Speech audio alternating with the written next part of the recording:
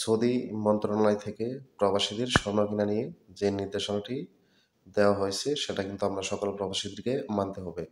নইলে কিন্তু আপনি এয়ারপোর্টে গিয়ে অনেক বড় একটা ঝামেলায় পড়তে পারেন।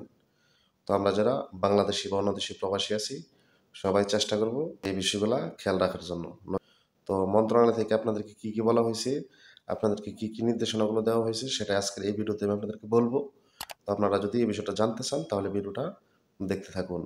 আপনি স্বর্ণ কেনার সময় অন্য কারো তথ্য দিয়ে স্বর্ণ কিনে আপনার সাথে রাখবেন না। আপনার তথ্য দিয়ে স্বর্ণ কিনে রাখবেন। তারপরে হচ্ছে গিয়ে আপনি কত ক্যারেট স্বর্ণ কিনেছেন এবং কয় টাকা রেটে কিনেছেন, সর্বমোট কত টাকা হয়েছে সকল কিছু কিন্তু নির্দিষ্ট করে মানে মেমোতে অর্থাৎ ফতুরাতে উল্লেখ থাকতে হবে। আবার অনেক সময় দেখা গেছে যে ২-৩ দোকান মিলে একটা ফতুরা দেয়, ঠিক আছে? ওইটা দিয়ে কিন্তু আপনারা নেবেন না। আপনি যেই দোকান থেকে কিনবেন সেই দোকানের ফতুরা এবং যে আপনার মেমোতে একটা স্ট্যাম্প দিয়ে দেওয়ার জন্য, ঠিক আছে? তো স্ট্যাম্পটা নিয়ে তারপরে এই ফতুয়াটা আপনার কাছে কিন্তু রেখে দিবেন। আপনি সেটা ফটোকপি করেও একটা তার সাথে রেখে দিতে পারেন স্বর্ণ কেনার পরে, ঠিক আছে?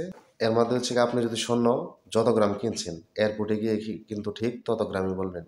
তারা যদি আপনাকে সন্দেহ করে সেক্ষেত্রে কিন্তু তারা আপনার মানে আপনি যত গ্রাম বলছেন, তাদের যদি সন্দেহ হয়, তারা যদি মনে করে তাহলে কিন্তু চাইলে আপনার স্বর্ণগুলো তারা ওজন করেও দেখতে পারে। আর যদি ওজনে গরমিল হয়, কম বেশি হয় তাহলে কিন্তু আপনি ঝামেলায় ফেঁসে যাবেন। তো সেক্ষেত্রে আপনি জাস্ট যত গ্রাম স্বর্ণ কিনছেন ঠিক তত গ্রামই বলবেন এবং আপনার সাথে যে ফতুয়াটা আপনি স্বর্ণ কেনার সময় যে ফতুয়াটা মানে আপনাকে দিবে সেই ফতুয়াটা অবশ্যই আপনার সাথে রেখে দিবেন। তো আশা করি আপনারা এই বিষয়গুলা খেয়াল রাখবেন। আপনার বন্ধু-বান্ধব যদি আপনাকে বলে যে স্বর্ণ তারা দিবে বা ফ্যামিলি কারো জন্য, তো সেক্ষেত্রে সেটা কিন্তু আপনার আকামা দিয়ে নিবেন। যদি তার আকামা দিয়ে হয়, রসিদ আপনার কাছে থাকুক না থাকুক সেটা বড় বিষয় না। তাহলে কিন্তু আপনার একটা ঝামেলায় ফেঁসে যেতে পারেন। তো সেজন্য আপনি যত গ্রাম স্বর্ণ নিবেন, সকল স্বর্ণের তথ্য আপনার নামে তার উপর থাকতে হবে এবং সেগুলার ফতুয়া অর্থাৎ রসিদ থাকতে হবে এবং এয়ারপোর্টে কিন্তু আপনি এই রসিদগুলো আপনার সাথে রাখবেন।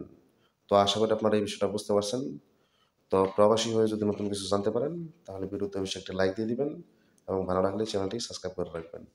ধন্যবাদ সবাইকে সম্পূর্ণ ভিডিও দেখার জন্য। আপনাদের সামনে আবার হাজির হব নতুন কোনো ভিডিও নিয়ে, নতুন কোনো তথ্য নিয়ে। সে পর্যন্ত সবাই ভালো থাকবেন, সুস্থ থাকবেন। আল্লাহ হাফেজ।